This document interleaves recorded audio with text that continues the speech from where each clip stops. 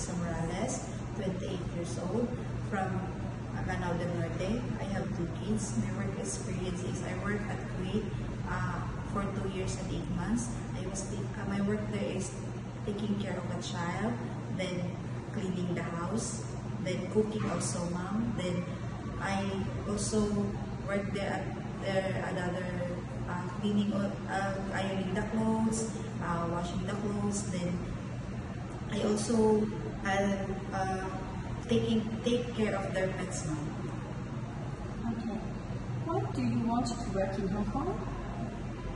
I want to go in Hong Kong because Hong Kong is, aside from the salary, ma'am, Hong Kong is the safest place here. Then also their government are giving the opportunity to taking care of the domestic worker just like us. Their law is also, they have also law for us. Okay, so who will take care of your child if you work in Hong Kong? My mother. Okay, thank you.